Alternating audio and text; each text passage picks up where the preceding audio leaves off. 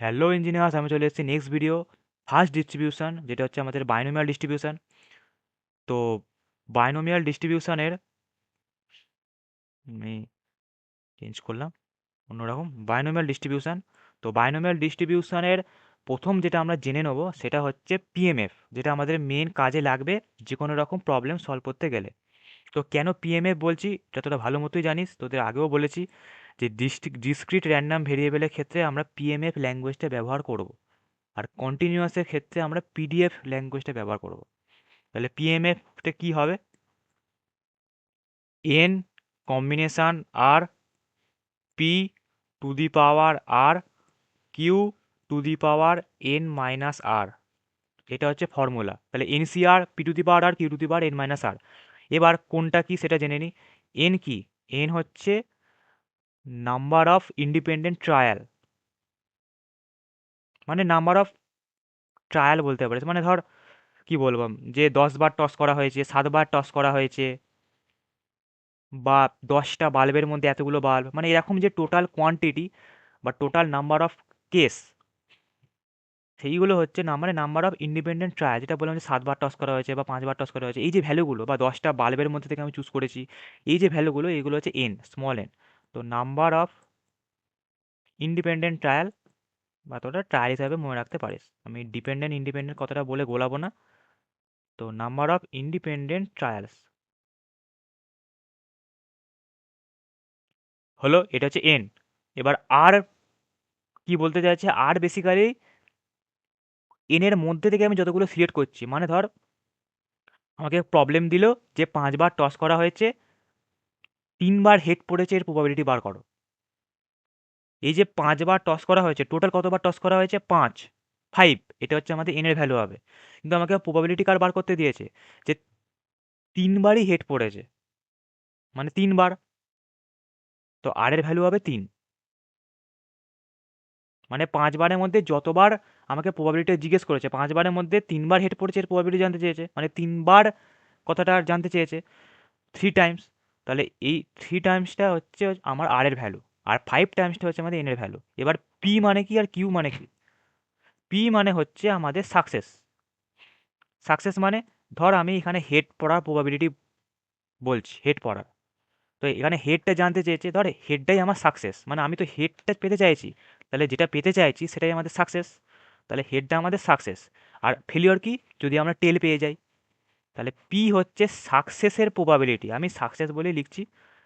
তো basically P মানে হচ্ছে সাকসেসের প্রবাবিলিটি, মানে হেড পাওয়ার প্রবাবিলিটি। এবার হেড পাওয়ার প্রবাবিলিটি কী হয়? 1/2। পি এর ভ্যালু হবে 1/2। একইভাবে কিউ যেটা, কিউ মানে হচ্ছে আমাদের ফেলিওর। কিউ মানে হচ্ছে আমাদের ফেলিওর। ফেলিওর মানে কি? আমি চাইছি হেড পেতে, এটা আমার সাকসেস, কিন্তু যদি আমি হেড না পাই সেটা আমার ফেলিওর, মানে আমি টেল পেয়েছি। তাহলে টেলের প্রবাবিলিটিটাই হচ্ছে ফেলিওরের প্রবাবিলিটি, যেটা হচ্ছে কিউ। তাহলে পি কিউ আমরা পেলাম। এবার অল ওয়েস পি প্লাস কিউ 1 হবে, এটা আমরা বরাবরই জানি যে 1-এর বেশি কিন্তু কোনোটাই হবে না। তাহলে সাকসেসের প্রবাবিলিটি আর ফেলিওরের প্রবাবিলিটি যোগফল অলওয়েজ 1 হবে। তাহলে আমরা পি মানে জেনে গেলাম, কিউ মানে জেনে গেলাম, এন মানে জেনে গেলাম। তাহলে এন জেনে গেলাম, কিউ জেনে গেলাম, পি জেনে গেলাম, আর তো আমি বললামই যে আর হচ্ছে ওই এনের মধ্যে কতগুলো, যেমন হচ্ছে এন মানে হচ্ছে 5 টাইমস, আর আমি প্রবাবিলিটি বার করতে চাইছি যে 3 বারে হেড পড়েছে, মানে 5 বার টস করেছি, 3বারই হেড পড়েছে। তো এই 3 বারটা হচ্ছে আমাদের আর এর ভ্যালু। তো এটা আমরা কি, এটা লেখে কিভাবে? মানে পিএমএফ তো আমি বলে দিলাম, কিন্তু পিএমএফ কথাটা তো আর লেখে না।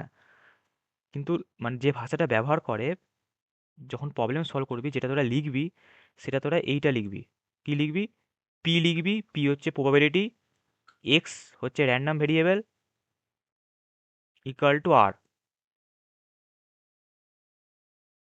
বোঝা গেল? লিখবি কীভাবে? পি ব্র্যাকেটে এক্স হচ্ছে random variable, equal to small R. এবার র্যান্ডম ভেরিয়েবল মানে হচ্ছে, ভেরিয়েবল মানে কি? যে কোনো কিছুটা ধরে। তাহলে ধর এখানে আমি যে বলছি 5 বারের মধ্যে 3 বার হেড পড়ার প্রবাবিলিটি, তাহলে এখানে হেড কতবার পড়েছে সেটা আমাকে বার করতে হবে। হেড পড়া প্রবাবিলিটি জানতে চেয়েছে, তাহলে এক্স ধরবো আমরা নাম্বার অফ হেড। বা জানতে চেয়েছে 3 বার হেড পড়েছে, তাহলে এক্স এর ভ্যালু কত হবে? 3। মানে আমাকে বার করতে বলেছে P of x equal to 3। তাহলে বোঝা গেল? 5 বারের মধ্যে 3 বারই হেড পড়েছে, তার প্রবাবিলিটি বার করতে দিয়েছে। তাহলে এক্স হচ্ছে নাম্বার অফ হেড, তাহলে 3 বার হেড পড়েছে, তাহলে আর এর ভ্যালু হবে 3। তাহলে আর এর ভ্যালু যখন 3 পেয়ে গেলাম, তাহলে আমি প্রবলেমে কি বললাম যে 5 বার আমি টস করেছি, তাহলে টোটাল হচ্ছে 5 টাইমস টস করেছি। চুজ, এই তাহলে এইখানে এক্স এর পর যে ভ্যালুটা লেখা থাকবে সেটা আর এর ভ্যালু, এখানে কত লেখা আছে 3, তাহলে এখানে 3 বসিয়ে দাও। পি হচ্ছে সাকসেসের প্রবাবিলিটি, আমি চাইছি হেড পেতে, তাই যেটা পেতে চাইছি সেটা তো আমাদের সাকসেস। তাহলে হেড পাওয়ার প্রবাবিলিটি কত হয় একটা কয়েন টস করলে? Obviously half. তাহলে হাফ টু দি পাওয়ার হবে আর, পি এর ভ্যালু হাফ, আর আর কত, এক্স এর পর যেটা লেখা আছে 3, 3। কিউ কত, কিউ হচ্ছে ফেলিওরের প্রবাবিলিটি, যদি আমি হেড না পাই সেটাই আমার ফেলিওর, মানে আমি কি পেয়েছি, টেল পেয়েছি। তাহলে টেল পাওয়ার প্রবাবিলিটি হচ্ছে ফেলিওরের প্রবাবিলিটি মানে কিউ। টেল পাওয়ার প্রবাবিলিটি কত একটা কয়েন টস করলে, ওটাও হাফ। তাহলে half N minus R, N কত 5, আর কত সি এর নিচে যেটা লেখা থাকবে 3। তাহলে এই যে ভ্যালুটা আমরা পাবো, যাই একটা কিছু ভ্যালু পাবো, সেইটা হচ্ছে আমাদের 5 বার টস করে 3 বার হেড পাওয়ার প্রবাবিলিটি। তাহলে দেখ, একটা সিম্পল এই ফর্মুলা ব্যবহার করে আমি কত কম সময় আমি প্রবাবিলিটিটা বার করে ফেললাম। এই জন্যই আমরা ডিস্ট্রিবিউশনটা ব্যবহার করি। আমাদের অত কিছু মাথা ঘামাতেই হলো না, আমরা যখনই প্রবলেমটা পেলাম হাতে, যে 5 বার টস করা হয়েছে, তাহলে আমাকে এন বলে দিয়েছে, তারপর বলেছে 3 বার হেড পড়া প্রবাবিলিটি, মানে আমাকে আর বলে দিয়েছে। যখন আমি মাথাতে ক্লিক করে গেল যে এন আর আর এন দিয়ে দিয়েছে, আরও দিয়ে দিয়েছে, তখনই তোদের মাথায় ক্লিক করে যাবে এটা শিওর বাইনোমিয়াল ডিস্ট্রিবিউশনই দিয়েছে। আর ম্যাক্সিমাম বাইনোমিয়াল ডিস্ট্রিবিউশনে অঙ্ক থাকে হচ্ছে কয়েনের আর ছক্কার, এটার দিয়ে থাকে, ম্যাক্সিমাম থাকে কয়েন দিয়ে টস করা হয়েছে, খুব রেয়ার হয়তো ছক্কা দিয়ে থাকে। এই দুটোই টাইপের প্রবলেম দিল, এবং এন আর আর তুই পেয়ে গেলি প্রবলেম থেকে, তাহলে চোখ বুঝে ওটা জানবি বাইনোমিয়াল ডিস্ট্রিবিউশন থেকে দিয়েছে। নর্মাল যেভাবে আমি ফর্মুলাতে পুট করলাম, পুট করবি কম্বিনেশনের ভ্যালু নিজে থেকে, যদি নিজে থেকে করার থেকে আমি বলবো, মানে যদি টাইম কম থাকে বা এমনিতেই তোরা ওই সাইন্টিফিক ক্যালকুলেটর থেকেও পেয়ে যাবি, এনসিআর বা এরকম টাইপের কিছু একটা থাকে, ওখান থেকে পেয়ে যাবি, বের করে নিবি। আর হাফের কিউব, হাফ টু দি পাওয়ার, এগুলো তো তোরা ল্যাপটপ মানে ক্যালকুলেটর থেকেই পেয়ে যাবি। অনায়াসে খুব কম সময়ের মধ্যে তোরা ভ্যালুটা বার করতে পারবি। তাহলে আশা করি বোঝা গেল যে কীভাবে লেখে, এই লেখার পদ্ধতিটা কিন্তু এভাবে, যে P of x equal to যাই লিখিস না কেন, তোকে কিন্তু ফর্মুলাতে ঠিকভাবে পুট করতে হবে, কোনটা কি সেটাও লিখে দিয়েছি। তাহলে আশা করি অসুবিধা নেই। এরপরে ভিডিওতে আমি মিন আর ভ্যারিয়েন্সটা প্রুফ করে দেখাবো, যে কত হয় বেসিক্যালি ডেরিভেশনটা।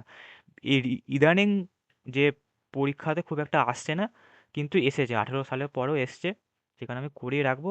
খুব রেয়ার হয়তো কোনো কোনো কারণে হয়তো চলে এলো, সেই কারণে করিয়ে রেখে দিচ্ছি। Bye bye. Just take it easy.